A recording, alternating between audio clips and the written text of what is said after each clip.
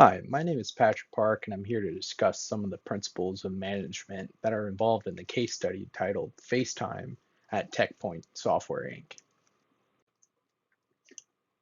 Organizational culture is also called corporate culture. It is the shared values and the implicit assumptions an organization holds. It determines what to think and how to react in situations.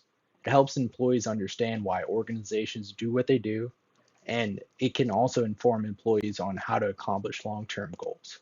The organizational structure is usually taught by mentors and coworkers. There are three levels of organizational culture. The first level is the observable artifacts or the physical manifestations, such as the dress code. The second level is the espoused values or the explicitly stated values. The third and final level is the basic assumptions, which are impossible to explain but are easily observed. There are four types of organizational cultures. The first organizational culture is the clan, which is flexible and internally focused. Next is the adhoracy, which is known for its risk taking and being externally focused. Followed by the market culture, which is where the productivity is the key defining factor and is externally focused. Finally is the hierarchy culture, which is a tiered system that is internally focused and usually has many rules. Here's some examples of uh, the organizational culture that was involved in the case study. Uh, which level of organizational structure did Julie fail to grasp? Well, Julie failed to grasp the basic assumption level of the organizational structure. Jay points out how all the other interns understood that the weekend file cleaning extravaganza, although it was voluntary, was still a team building exercise. What type of organizational structure does TechPoint operate in?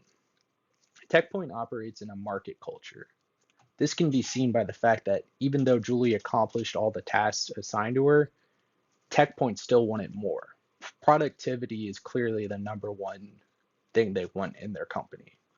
If you take a look at their summer boot camp that many of the interns had to attend, it was described as having grueling hours that consisted of 12-hour days, 7 days a week, and the interns were thrust right into the thick of it with real clients and real deadlines. Next, we can discuss some distortions of perception. Perception is how a person interprets and understands his environment.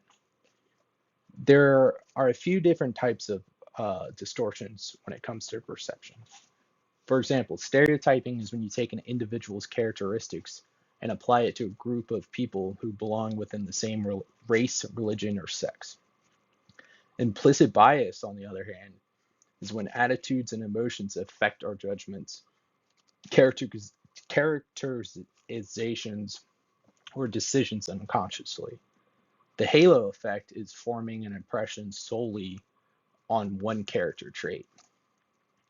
The recency effect is the phenomenon that it is easier to remember something when it happened recently rather than a long time ago. Casual attributions is the act of trying to discover the reasoning behind one's behavior. The fundamental attribution bias is when you attribute behavior to one's characteristics rather than the situational facts. Finally, the last distortion of perception is the self-serving bias, in which people tend to focus on their success rather than their failures. And here are some examples of the distortions of perception at TechPoint. Which distortions of perception did Allison, Juan, and Maribel experience? Well, Allison, Juan, and Maribel experienced both fundamental attribution biases and implicit biases towards Julie.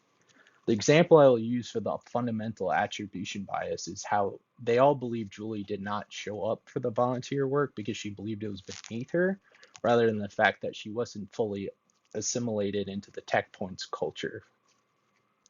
Unlike the rest of them, Julie did not go to the summer boot camp, nor was she integrated into the many socializations that came with the camp.